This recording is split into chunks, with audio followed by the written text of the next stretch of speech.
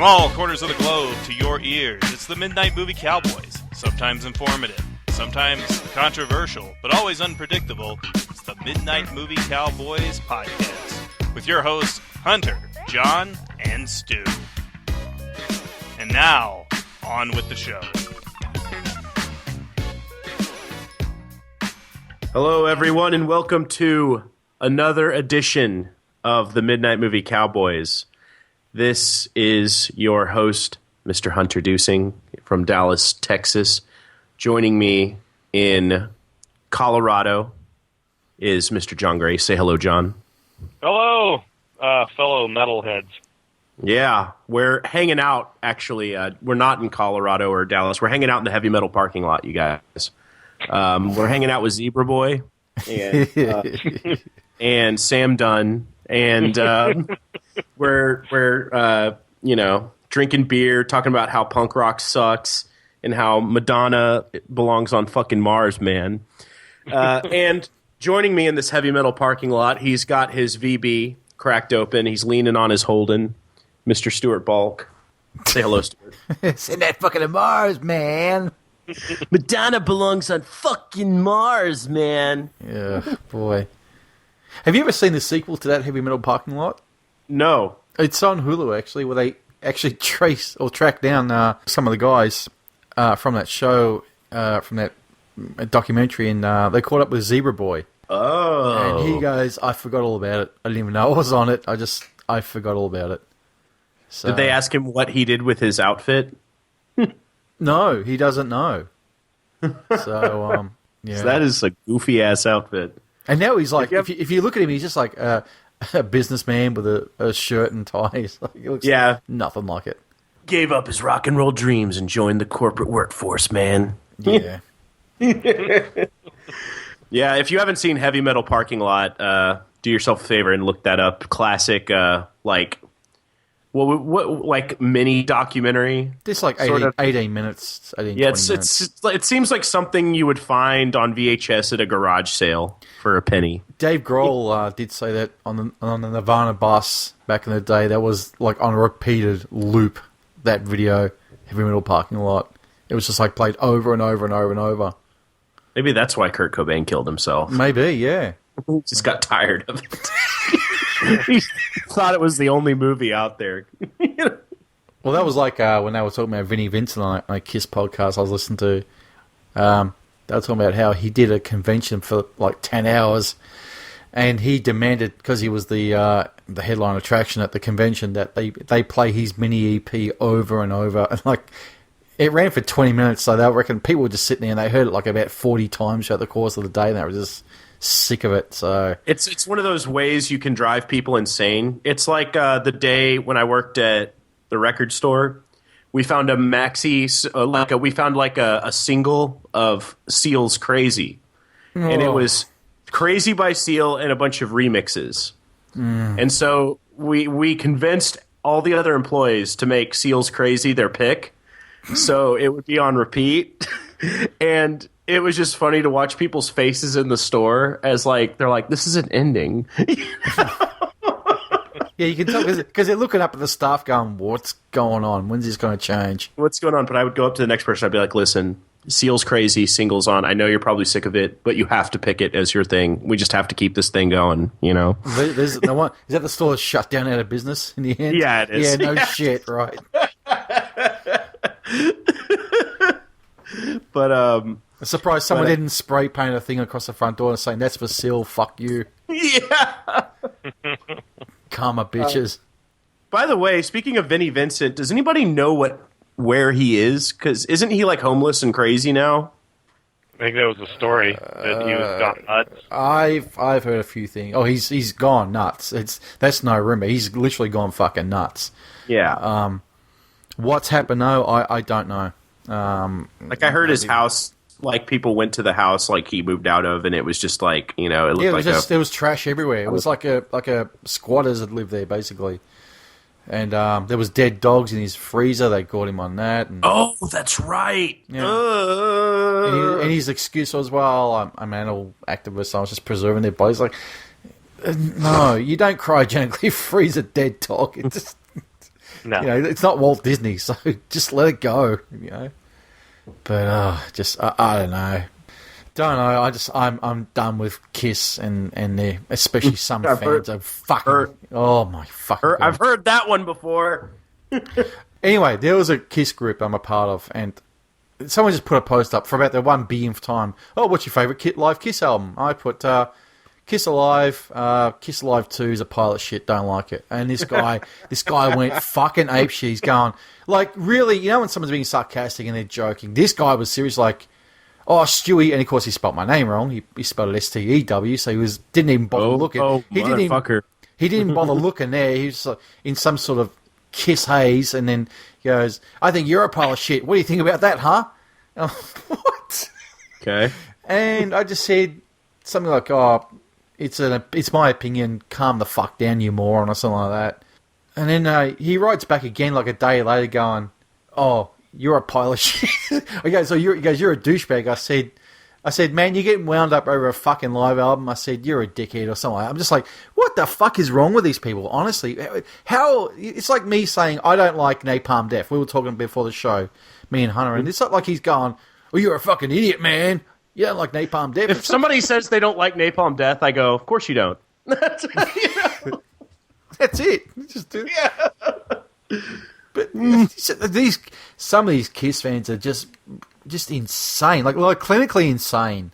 And I'm like, what is wrong with you? You don't like something? They're the same ones as well. And I won't harp on about Kiss too long. But they're the same ones as well who go into a group and deliberately put pictures up of Tommy Thayer and Eric Singer going, oh, what's wrong with this picture? It's like, oh god, here we go. And then you see, like, in the space of 10 minutes, there's like 150 comments. Oh no. Hey, I don't think they should be impersonating those characters. Oh, don't even. I'm taking a break from that clown for a while. Those characters played by Peter and Ace. Ace is a good friend of mine. I went to the Rock and Roll Hall of Fame. I was the only guest. It's like, oh, get it. Peter Criss, dear friend. Did you hear the episode he did with Ollie John Roth? Oh, the Tokyo tapes. I'm a big fan of the Tokyo tapes. All right, we get it. You like the Tokyo tapes, whatever. I mean, shit a brick, you know? Can't we have a moment for Brian Johnson? Oh, my God. I nearly fucking smashed the car on it. I was like, shut up. I actually yelled, shut up. You know, it's not like your man's dead. All right, he's not dead, all right? We don't even know what's going on. I don't think people even, like, care at this point because AC/DC's just so played out, you know. I figured out what the problem is with AC/DC. Angus Young, all right, he's Brian Johnson has to depart for health reasons. I got it, all right. But now he's thinking about getting Axl Rose in. Oh, yeah, I know. Fuck that. But I found out that Angus Young is a South Sydney supporter. It's like, well, that explains everything. That's it. Yeah. Explains everything. Yeah. The fandom's over. That's it. It's done. It's like I took my AC/DC albums and I burnt them all. The only thing for people who don't understand, Stuart's a big Melbourne fan, and people from Melbourne fucking hate Sydney. And this to Stuart, this is like Russell Crowe replacing Brian Johnson. You know, like I don't hate people from Sydney. Let me say that. It's the fact that when you go to Sydney and you say you're from Melbourne, everything just changes. Like their demeanour and their attitude towards you changes. It's like, and I've experienced that a number of times, and you know that's so 80s. Get over it. Just deal with it. We're all Australians in the end, you know. You fucktards. Just deal with it, really. Oh boy, but yeah, man. So what are we talking about today, Stu?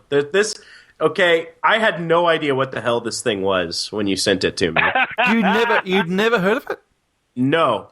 Oh wow. Never. I was like, is this like Decline of Western Civilization Part 2? What is this? Well, this is going to be, John, this is going to be very interesting to get Hunter's take on this, because John and I had seen it, I know I'd seen it on VHS back in 89 when it came out. So let me, just from what I gleaned, was this okay? So what we're looking at is Hard and Heavy, which is and this is just what I gleaned from it, because was trying to look stuff up about it and didn't find a whole lot, but it's a VHS like video magazine. Yep. Yes. A heavy metal like rock and roll video magazine. This was an attempted format in the 80s. Playboy magazine tried it, where it was a Playboy magazine VHS.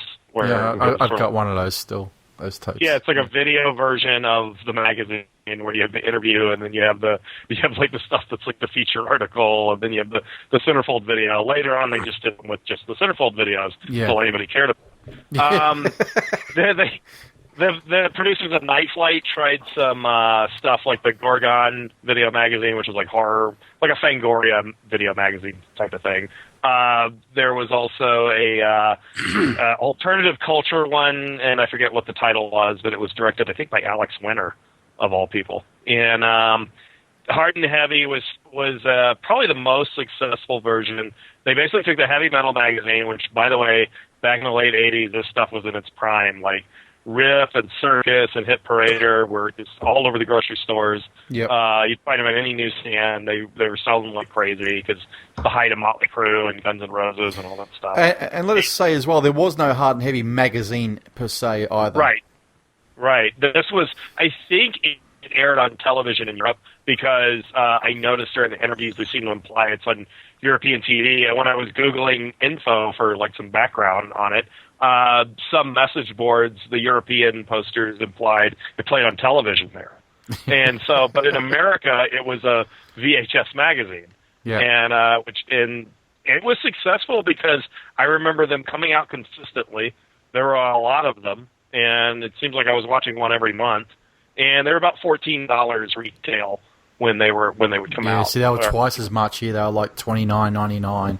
They were not cheap. They were like 14. I mean, even $14.99 was expensive back then. That was like the cost of a CD, which was overpriced as well. So they were not. They might have been $16.99 depending on where you were. If you Tower Records, they might have been $19.99. But it was a VHS magazine, and it has like later. There wasn't so much of it in this one, but later editions had like these kind of R-rated cartoons that were sort of like a prototype, forerunner of Beavis and Butthead type of humor, with heavy metal listeners beating up old ladies and parents and preachers and whatever, I noticed it. We had like it reminded the intro to this one we watched reminded me of like the Twisted Sister We're Not Going to Take It video with like the parents or like the Megadeth Peace Sells video or whatever. Right, where it's like because everybody, every metalhead's parents are like Leave It to Beaver parents. Oh, I know, and they're like, now take your feet off the table. Yeah. What do you want to do when you grow up? And it's like, God, whose parents are like this? What are they? Well,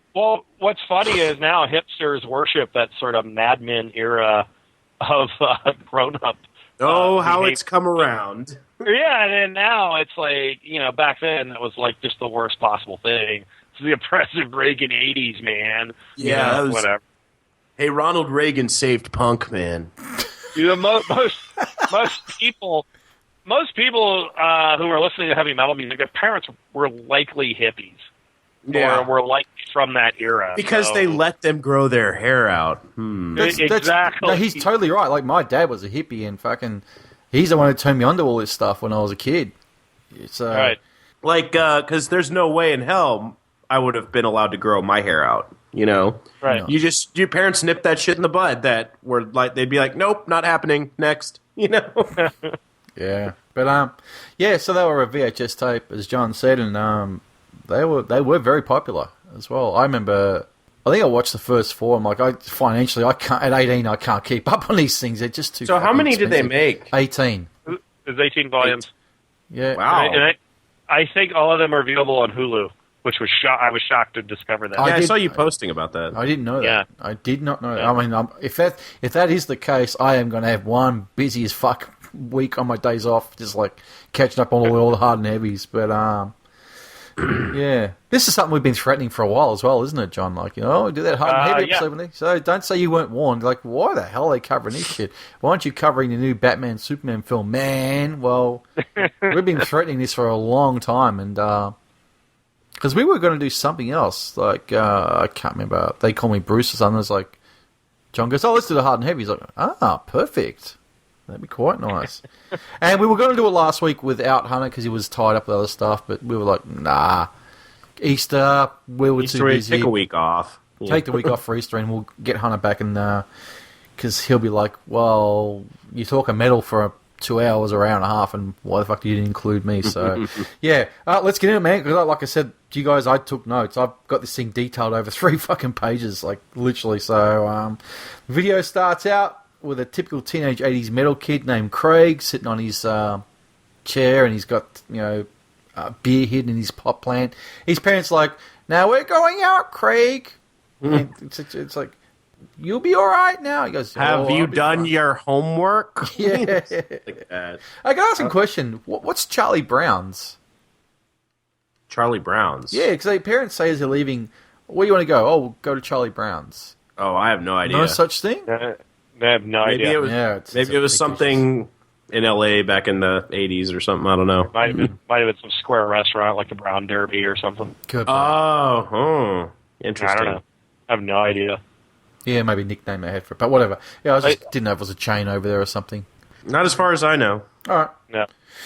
Then, so the kid pops in like the parents go, the kid grabs his beer out of the pot plant and pops in the hard and heavy tape. It's while that was a good opening, the opening of number 2 is much better when we cover number 2 later on down the track. If when you guys see it, I pissed myself laughing when I first saw that one. Anyway, that leads into classic tracks, which is Bruce Dickinson talking about the "Can I Play with Madness" video. Can I play with madness? Did you guys ever know that Graham Chapman was in that video? No. Okay. Had you ever seen the video before? I have. Oh, you didn't pick it was him. Okay. No, I don't know. I didn't think about it. And I think he said it was directed by one of Terry Gilliam's effects guys, which I did not know. Yeah. So we get that with Dickinson talking about that. Then that leads into an interviews, and it's got an animation of a guy having his head being beaten in. And my question is, why have that except for shock value? Yeah, violence. Yeah, metal, man. Metal and violence. Metal is heavy and violent. Yeah. And now this, I said in my notes here, Hunter would like this bit, Anthrax being interviewed in their heyday. Yeah. Yeah, I'm a big Anthrax fan. Saw them a few weeks ago, and it was awesome. Yeah. I thought the interview was kind of... it was pretty, I don't know. It was like, they really was like, let's get this over with. They just didn't seem like they wanted to be there, and they were kind of bitching a little bit, and, Scott Ian was complaining about some magazines and stuff, but, they played some clips from the Antisocial video, which is, just watch that instead. We're from New York. We hate everybody. They're just acting like dickhead New Yorkers, Yeah. God, he had my notes. Scott Ian's fucking caterpillar eyebrows are disturbing. Yeah, they really are. his whole, his beard and his everything. And he's got, Scott Ian used to work at Toys R Us, which is... would have scared some kids away going in there and seeing Scott Ian working at Toys R Us. Some kid going there, have you got any Master Universe figures? Not. Yeah. So we go from that into an interview with Voivod. Yeah, which that was out of left field. I did not expect to see Voivod. Yeah. In the video. That could, go from... some thrash, some new wave of British heavy metal to prog space metal. Oh, I've got here the Richard Stanleys of metal. I called them Richard Stanleys. Yeah, but they're French Canadian, rednecks basically. But and this was done at the time of the Dimension Hatros just being released, which is probably my favorite Voivod album. That's a great record. Yeah. And they just put out a new EP, Post Society. Who's still in... I know Piggy's died years ago. Yeah, Piggy's dead. I think Blackie left the band again. Oh. So you have Snake, you have Away, who's basically the only constant member at this point. Yeah. And they got this dude named... whose nickname is Chewy on guitar. And he's actually pretty good. Like, he's kind of a sort of spacey player. Like Piggy, really, and he kind of plays more in the Nothing Face, Dimension Hatros, that style of Voivod, like sort of the more out there stuff, not the sort of stuff Voivod was doing later with Jason Newsted, you know? Yeah. Like when Piggy died. And then you have a guy named Rocky, Dominique LaRoche, Rocky on bass. I don't know who he is, but yeah, they're about to go on tour in the U.S., and so I'm going to try to catch them this time around. Very good. All right. I'd be curious to know, John, are you much of a Voivod fan or no? I wouldn't. I've never listened to him. This is the only time I've ever listened to him is watching this. Yeah, I was going to say, I can't imagine John listening to Voivod. Well, like, really. it's one of those things where I think they might appeal to the Hawkwind fan in John a little bit. True. But some of their stuff. Some of their stuff. Strangely enough, from what I recall, Hawkwind was never interviewed or profiled on Hard and Heavy. It was just joked about by Lemmy. Yeah, so funny. I'll recommend stealing it. We'll get there. Yeah, definitely. But you know, no, that was a kind of a pleasant surprise to see Voivod. I mean, the interview didn't do anything for me, but it's always cool to see footage of them and stuff. Sure. Well, the funny thing I noticed about like late '80s metal was it was a kind of weird mixture of these different subgenres. Because I remember King Crimson being really big with metalheads back then. Which I think I brought this up on the show. And like King Crimson toured with Tool at one point. Yeah, I can see that. I can truly see that. And they did because King Crimson's last studio record, Power to Believe, is a pretty dark metal prog album. Like that's a dark, heavy album. You know, I never quite got over the record my dad had of In the Court of the Crimson King. Yeah, scaring the shit out of you. Scaring the daylights out of me, that gatefold picture inside is like, what is this shit, really? Yeah. Even though I dug the first two tracks, especially the second one, I Talk to the Wind. It's like, you get stoned just listening to it. You don't need... Yeah. Greg Lake's voice has that effect on. Yeah. Good album, though. Yeah. All right, now we get to the most ridiculous part of the whole video, the Party Ninjas. The Party Ninjas.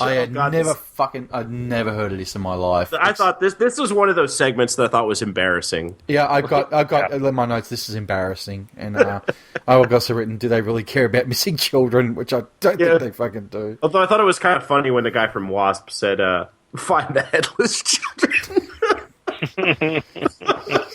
Right. But, I mean, it was one of those things where it's one of those segments that just sets...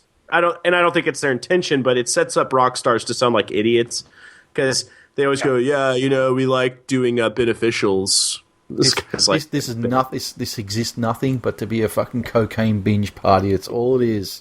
Dummy, you know, with wrapped up as a let's care about missing children shit, which is it's just ridiculous. I got here. Jimmy Bain looks bored.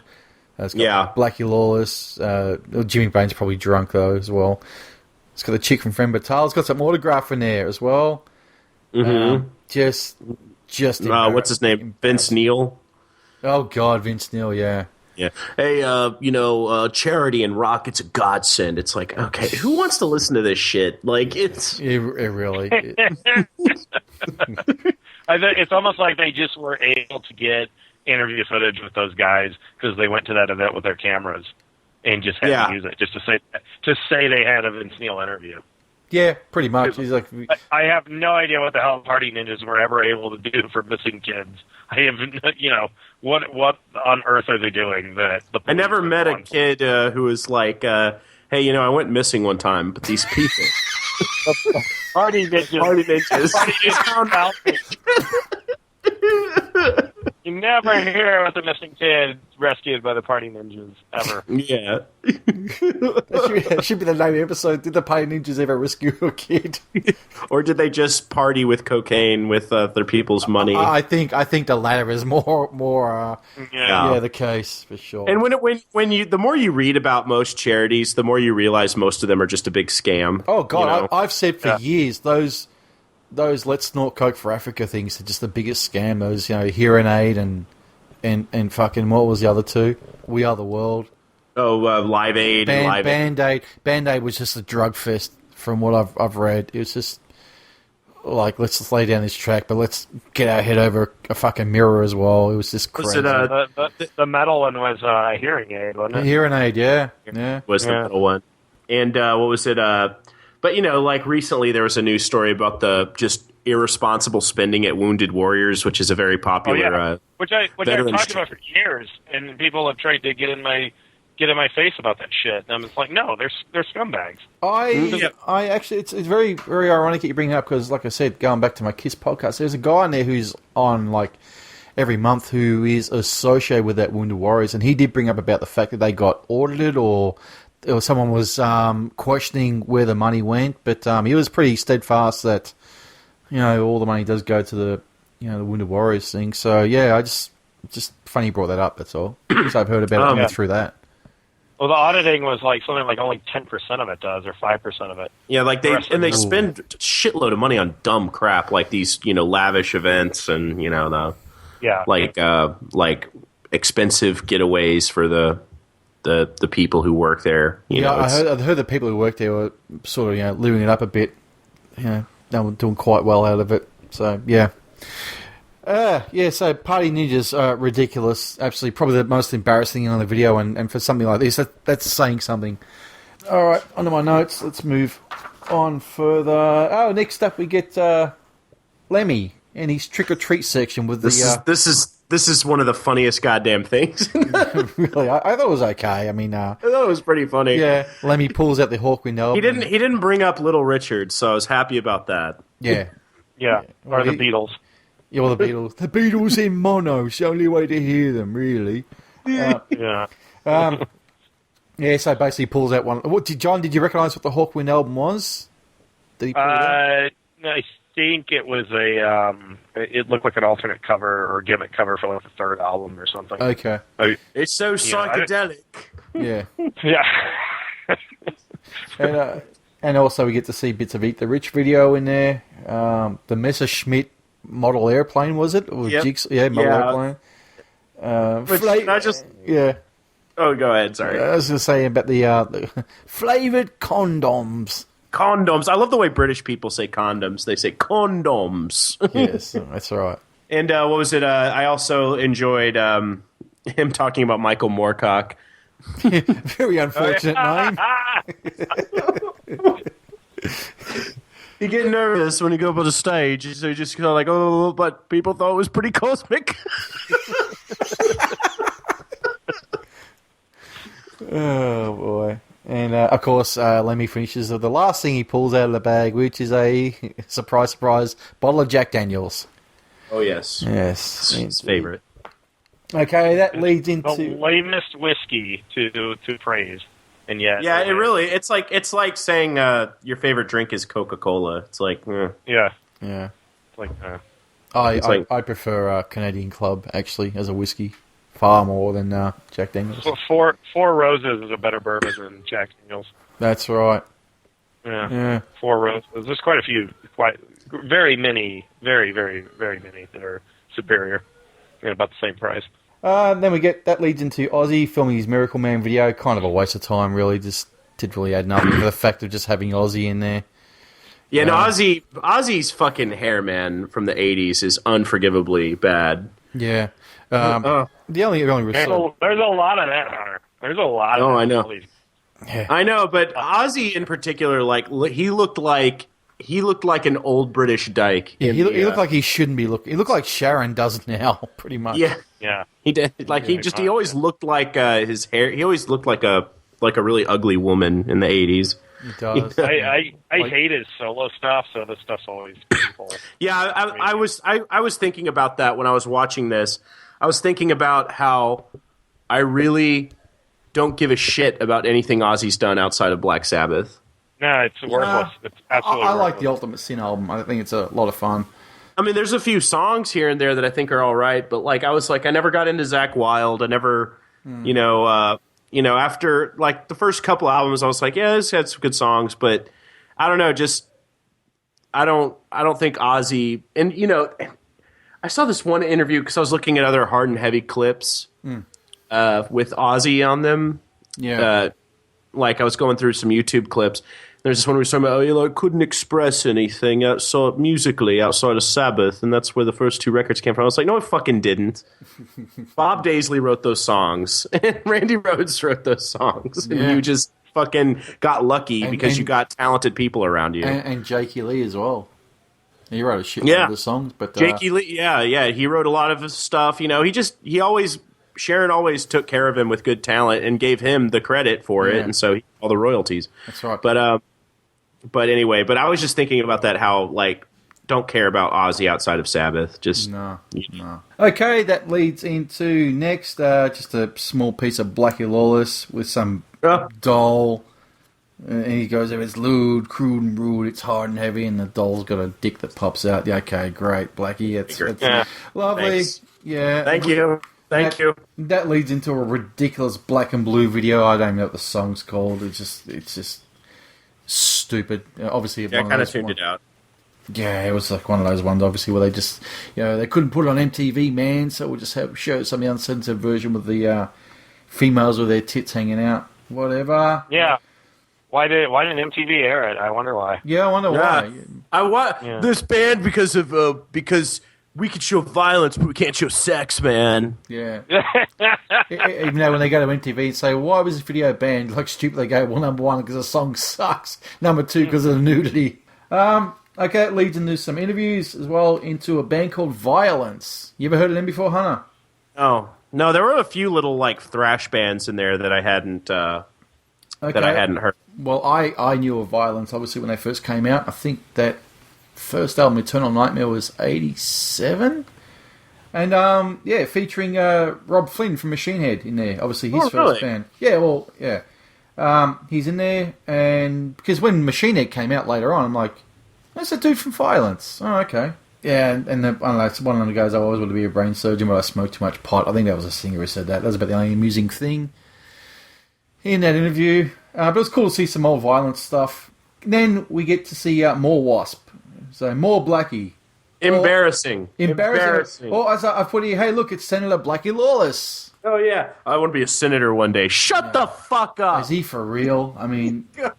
By the way, like, what happened to Blackie? Because have you seen pictures of him I mean, I know Stu has, and I know John probably has, because, if you follow Stu on Facebook, you've seen pictures of Blackie lately. Yeah, I had a profile picture of him being a fat ass, yeah.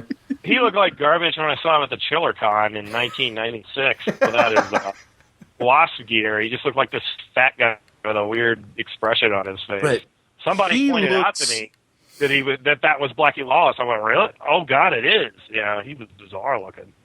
I mean, he looks like fucking shit. He looks like a man wearing a Blackie Lawless mask. Yeah. Now. Well, he was always older than he claimed to be. Like, he's been around forever. Like, he's in the last version of the New York Dolls in the 70s. He was. And he was also in Stu's favorite movie. Yeah, I was going to say this. I put my notes here. Why did he talk about his stellar performance in Can't Stop the Music? Yeah. But, Blackie going on about the fact that, he wanted to be a senator or something in 10 or 15 years. I can see that happening. Well, obviously not.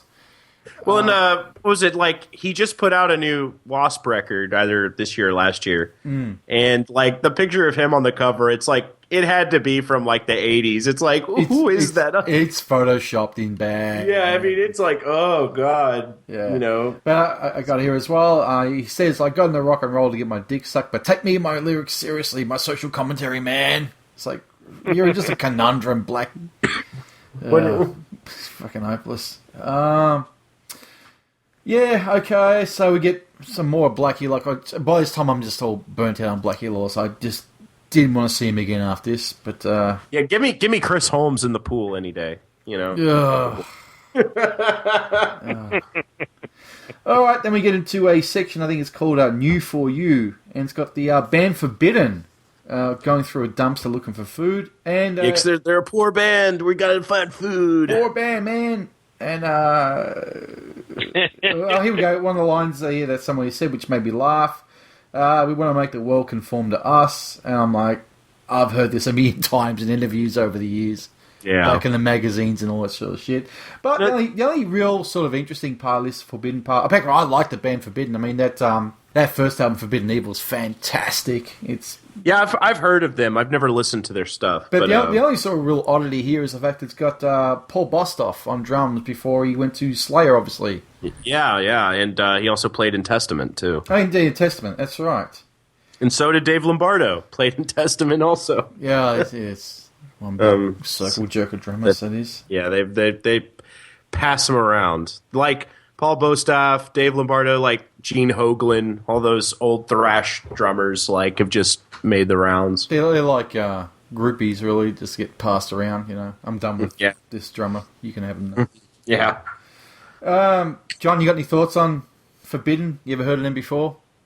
I had never heard of them, and it kind of just reminds me that there was always this emerging scene of these kind of they were basically garage metal thrash bands or whatever that didn't wear costumes, didn't wear makeup, and you never saw them on MTV, I guess, unless you had Headbangers Ball maybe in the last hour. Yeah, and they all have like weird cult followings, like Possessed and stuff like that. Right, and they had that like kind of weird like quarter-page ads and Rip, and their record companies would take out. It was like you kind of had to order the records from the company rather than just order it from your store, which took months.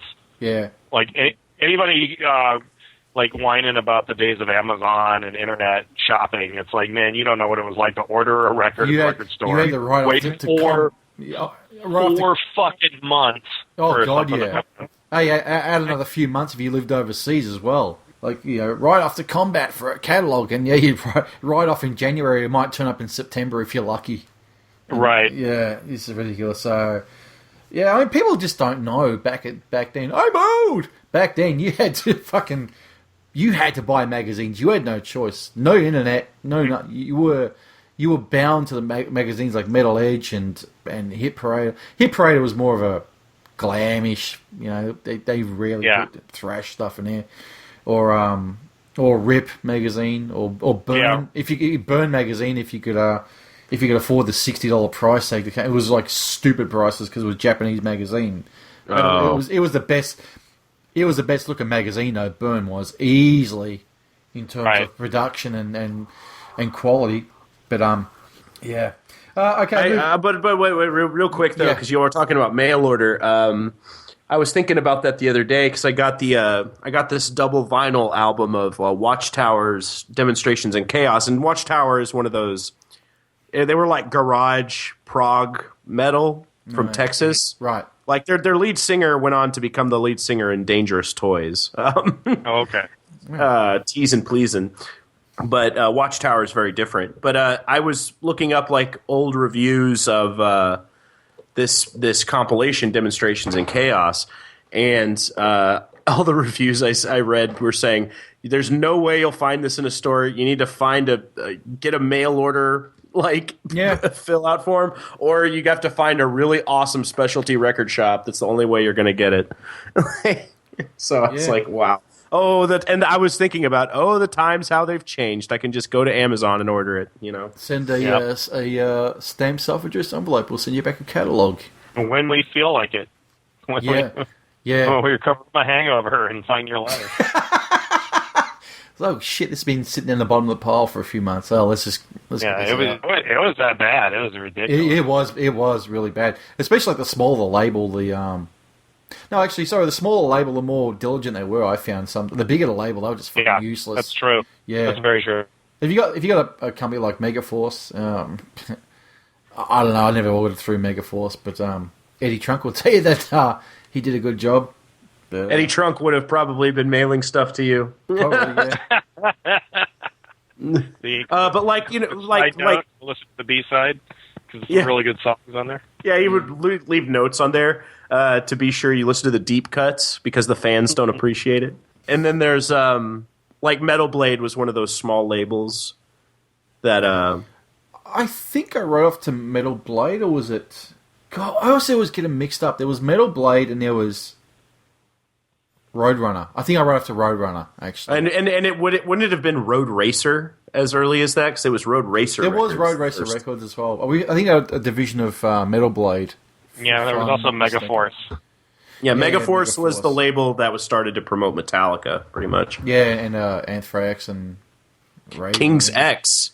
King's X, yeah. Okay. Yeah, they were on Megaforce. But yeah, that was never mind. I forgot something else. But yeah, the first King's X record was a Megaforce release. And the first Ace Frehley as well. Frehley's Comet. That's right. Eddie Trunk signed them. Yeah. I took Ace out for a pastrami sandwich and I signed him on the spot. I took Johnny Z and I said, look, this is Ace Frehley. He's a good friend. He's got some really good songs left in his brain. Yeah. Kiss hasn't been the same since Ace left. He hasn't completely pickled it with booze yet. Yeah. Look, he's clean and sober. See, look, after today, he's clean and sober. He'll pick himself up. He'll be all right. Yeah, let's ignore the fact Rick Derringer was pretty much playing all of Ace's stuff, after the third album. Yeah, they won't tell you that. Bruce Kulick's brother, Bob? Bob, yeah. Bob Kulick played all the stuff on Kiss Alive 2 for the studio tracks. True. Yeah, except for one, that Rocket Except Ride. for Rocket Ride or something. Yeah. Yeah.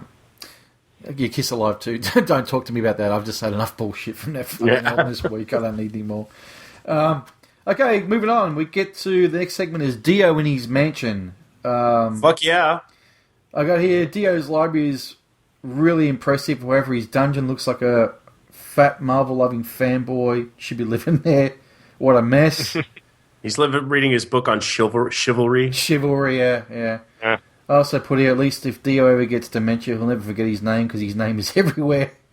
Well, Dio doesn't remember anything anymore because he's dead. Oh, yeah. Yeah, I said, well, strangely enough, he actually, compared to Blackie Lawless and Vince Neil, Dio actually comes off intelligent. Oh, he's very well learned, man. Yeah, he's eloquent and well spoken, and funny. Yeah, he was always a good interview. Yeah, he's got a sense of humor about himself, and he doesn't come off like a pompous ass like a lot of those guys do in this videotape. The best Dio interview is still when he just constantly rips on Gene Simmons in Metal Headbanger's Journey. Yeah. Oh. Yeah. He's like, Gene will tell you he invented this, and Gene will tell you he invented that. Yeah. He goes, but Gene also invented shoes and breathing. Got here as well. My notes: Dio is a curry head, which is pretty cool.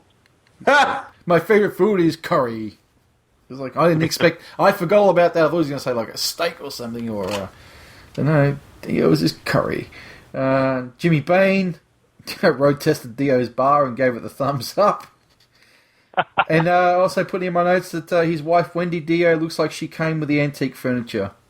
Yeah, she's one old looking woman, I tell you. Back then. Yeah, well, even back Dio's another guy older than he would claim. Yeah, he goes back to the late 50s or something. Yeah, he was in doo-wop groups. He was in doo-wop groups in the late 50s. Yeah, that's right. Yeah, he's an old man. So yeah, Wendy Dio looks fright. She doesn't even look the same today. She's had work done and all that. I think because she doesn't look like she does in this video anymore.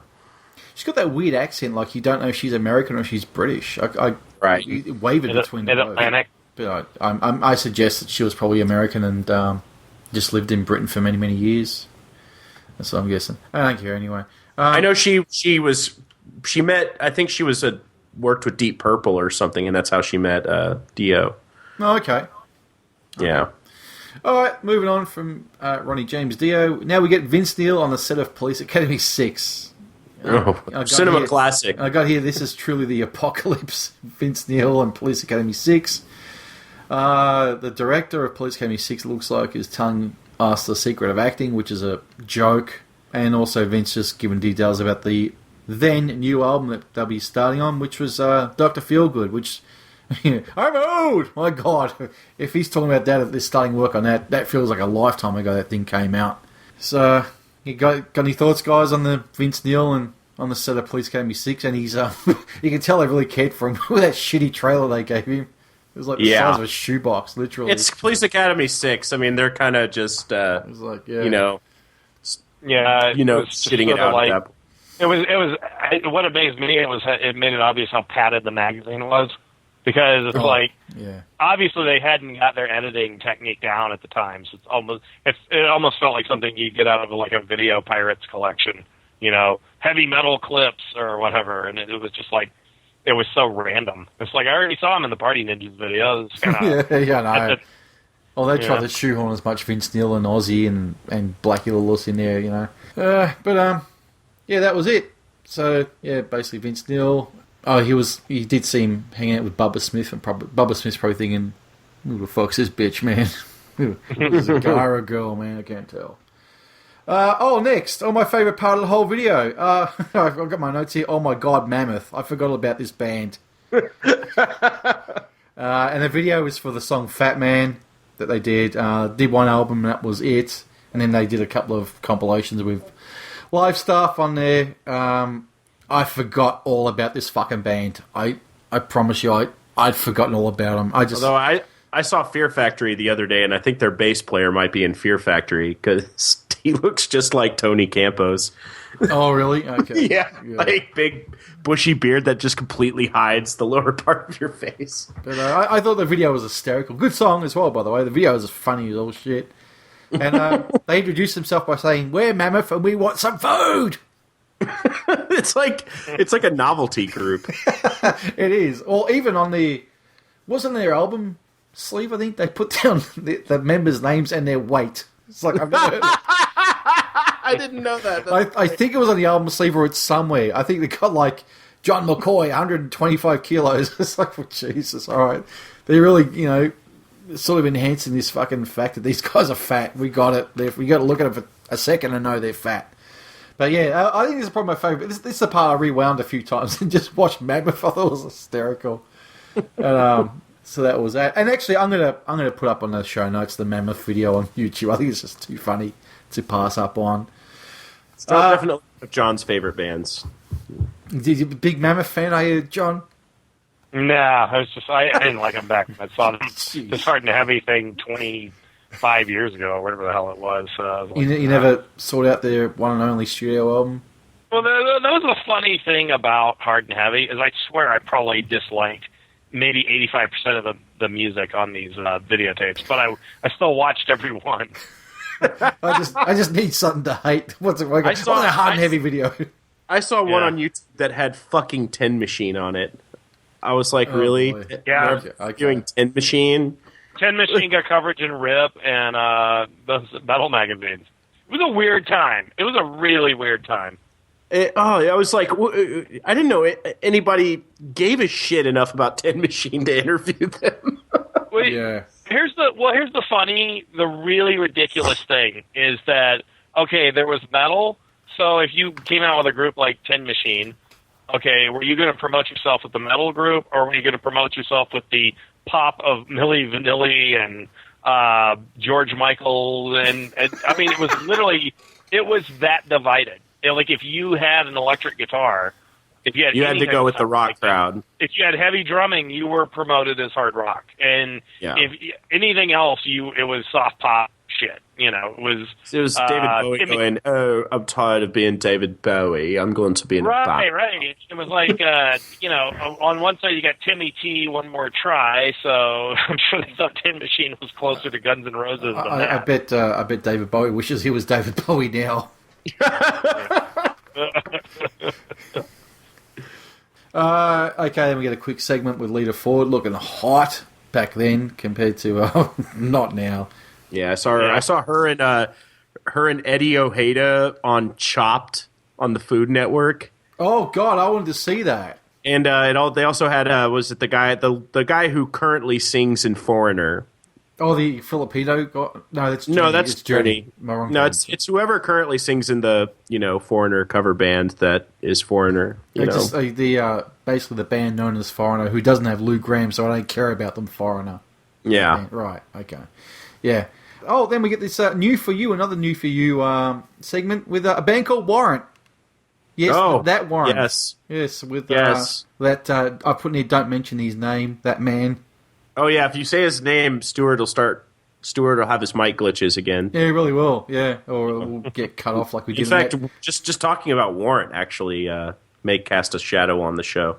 Yeah, but anyway, I put in my notes here. Janie Lane is a fucking idiot. Yeah. And then his quote here: "We're not into the hard alcohol," says the man who died of alcoholism. So, did he die of alcoholism? He fucked his liver. I think that pretty much constitutes alcoholism, isn't it? Oh, yeah. Well, I didn't know how he died. Actually. Oh, yeah, I'm sure it was. Plus, he was a disaster last time I saw him interviewed on, VH1. Oh, when he spoke about, I don't want to ever sing Cherry Pie again in my life. That song's my curse. Yeah, I was like, cross-eyed bear on my back. I wish I never wrote it. Whatever. Yet the Turtles can go on and sing Happy Together after 50 years and not have a problem with it, you know. It's just ridiculous. Yeah, exactly. Shut up crying, you fucking...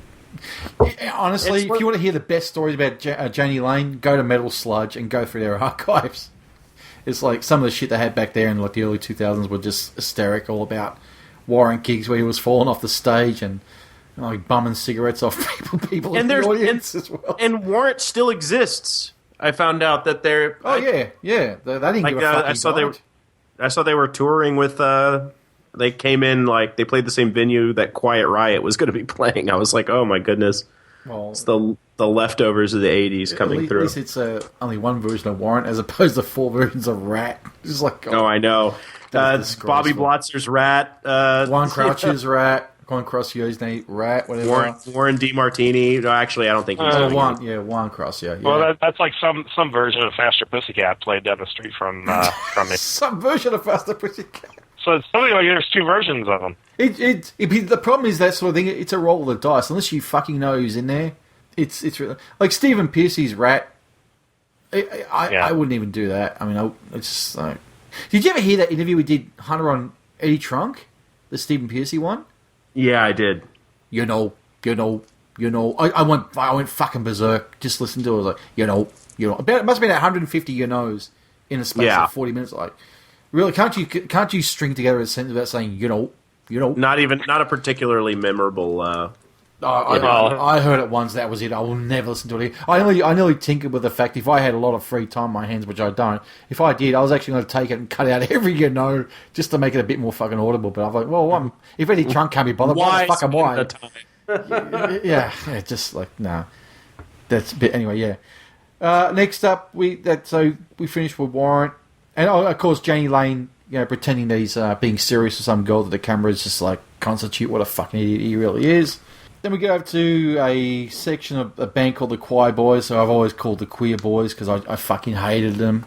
Although I was stupid. You got any thoughts on this band, John? I think we were all calling them the Queer Boys back then. Okay, yeah. Okay, so it wasn't just me. I even back then, I did not get the whole makeup thing or any type of androgyny or why any of these guys did that. I sat in the jacuzzi all day long and nobody had switched it on. I thought, fuck. I said, fuck you, shut up.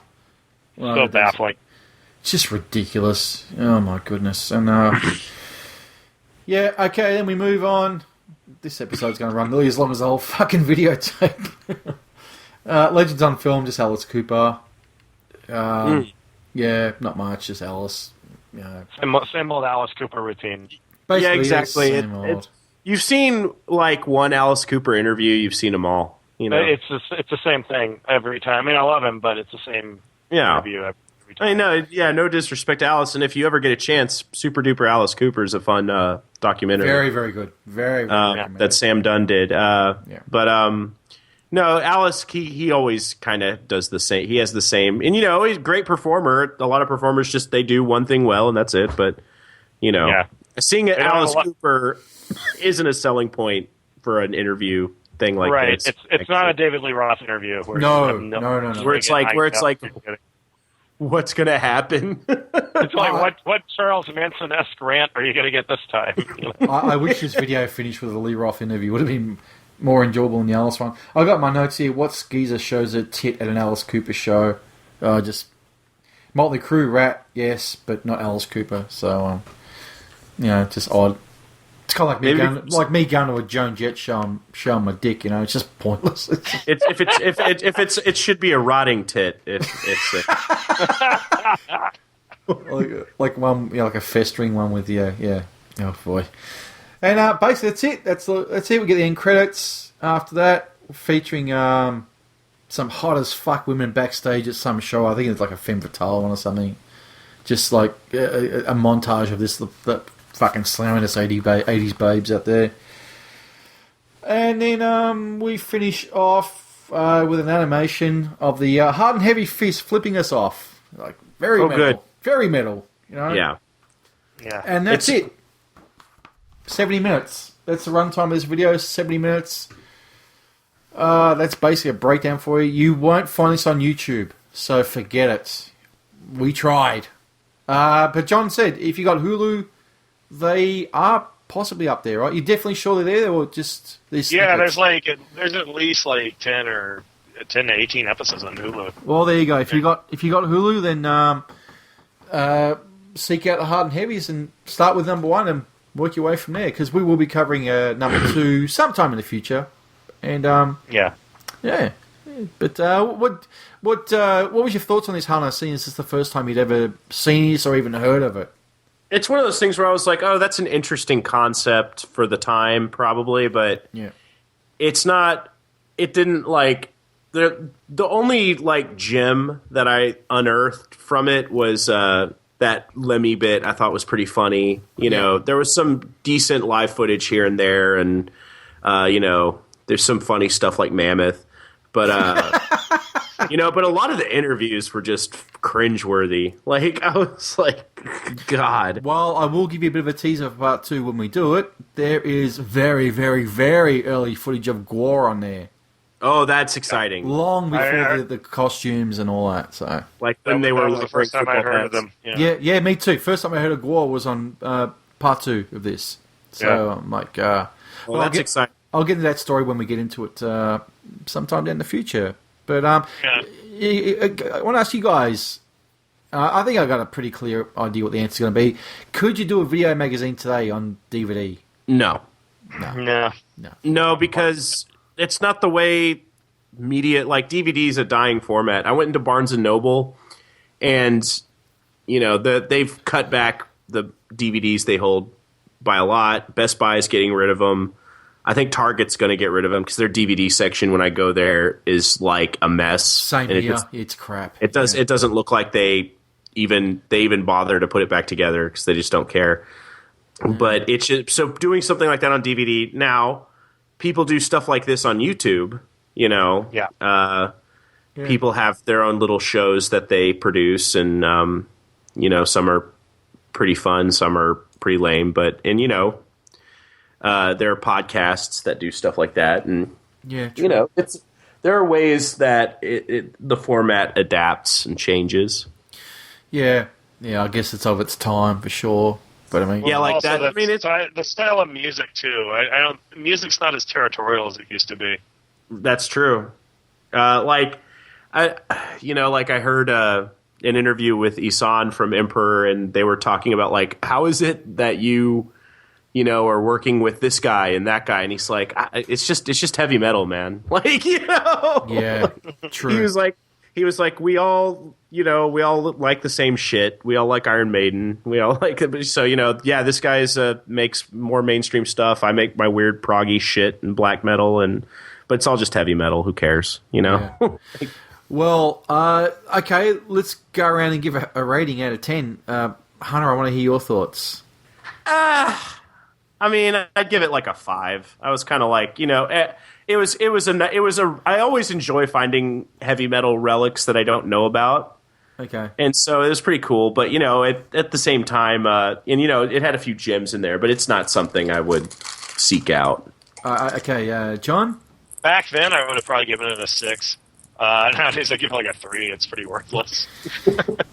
Okay, so Hannah, I'll put it this way, not to be a dickhead, but it's just like, remember on the Van Halen show, I said that it was always a relief to hear a David Lee Roth interview, because interviews with other metal singers, they were such dumbasses. Yeah. This is perfect evidence of that. It's just like, it's a Blackie Lawless interview is like worthless.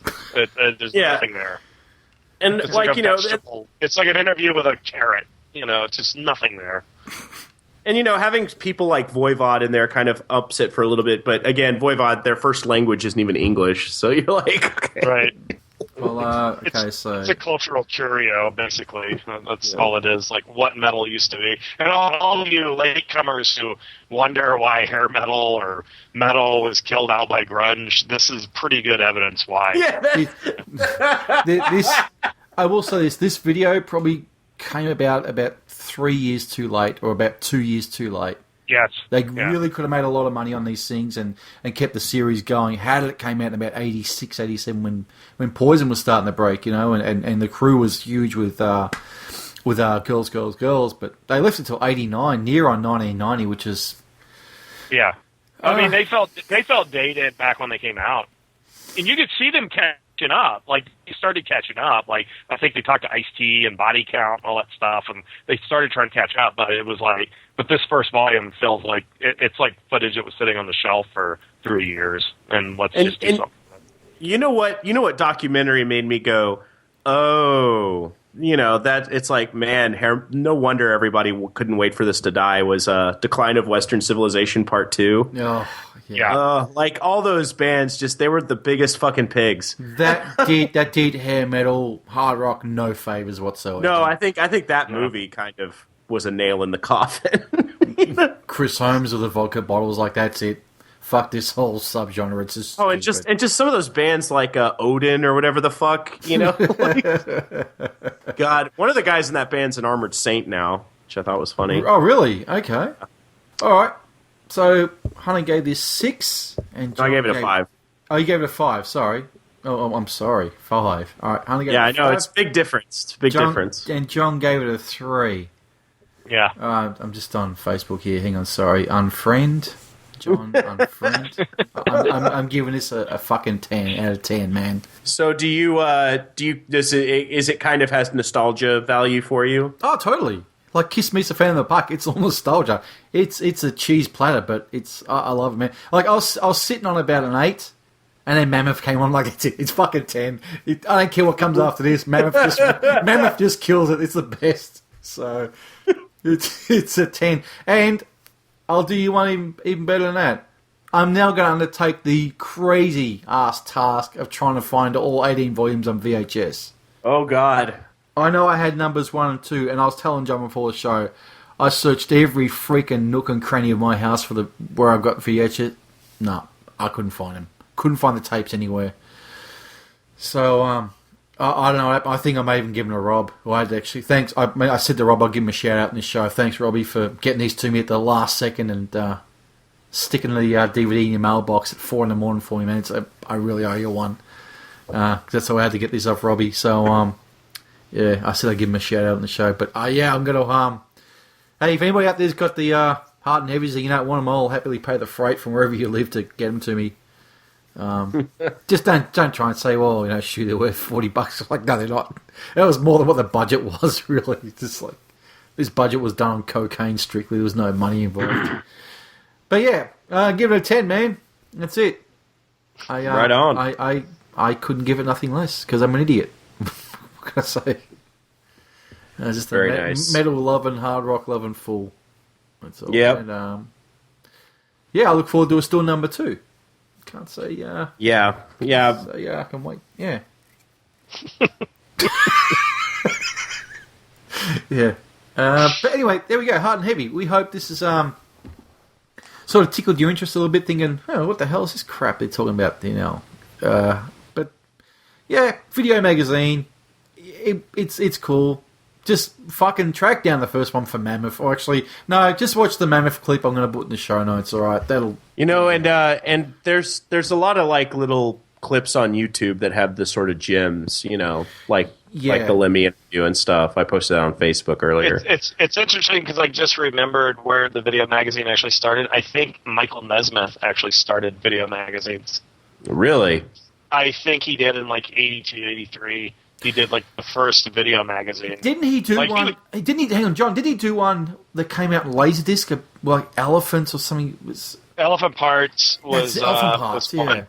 Yeah, and I think he did a subsequent video magazine concept. But I mean, finding this stuff now is nearly impossible. But I know that Tim Lucas, the fanzine editor of Video Watchdog, did a Video Watchdog segment for Nesmith's video magazine. And I think this was after Elephant Parts. So it's like I just know that there was that idea was always around. Like people were trying to exploit what to do with videotape other than selling porn and movies. But I know that Nesmith actually probably came up with the video magazine idea. He's also the guy who came up with the concept of MTV, which is something he's probably doesn't really want credit for these days. Really? Well, he's a bit of a pioneer. I know his mother was the one who invented liquid paper as well. Right. I'd always heard it was his aunt. Maybe it was his mom. But what happened was he came up with a show called Nick Rocks for Nickelodeon, which which was just a half-hour music videos. And then he said, I think he said, hey, do a channel that's just 24 hours of music videos. And they did, and boom. Now he's retired in Monterey, California, which is a beautiful place. Oh, is he? I guess, okay. Yeah, he's doing fine. He doesn't tour with the Monkees anymore? No, he doesn't. He doesn't tour with them. He's on the new album that they're working on, but he's not touring with them. And he made that. Yeah, it's one of those things where he's the one who doesn't have to. Yeah.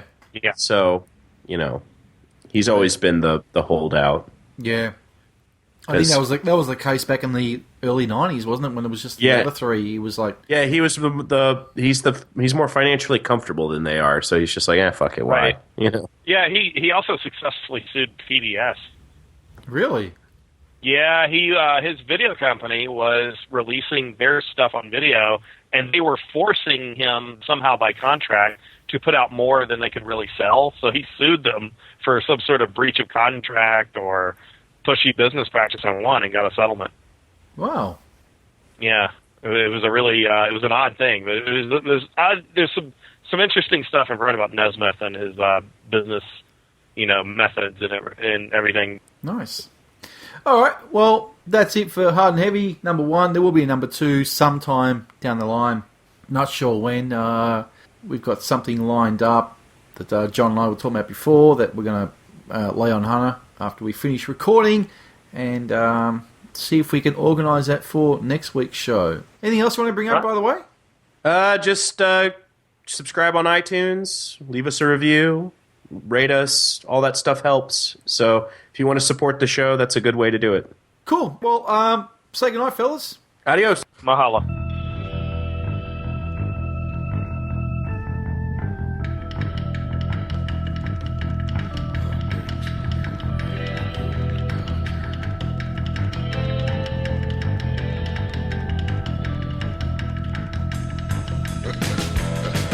Thank you for listening to the Midnight Movie Cowboys. For more information, go to www.midnightmoviecowboys.com. For feedback, comments, or show suggestions, go to midnightmoviecowboys@gmail.com. Like what you hear? Head on over to iTunes and leave us a review. Hear us on Stitcher Radio. Head over to Stitcher.com and download the app. Want to help the show out? Head on over to www.midnightmoviecowboys.com and hit the PayPal donate. We appreciate all donations of any denomination. Find us on Twitter at MMCowboys. Like us on Facebook. Head over to Facebook.com. Type in Midnight Movie Cowboys. Hit the like button over there.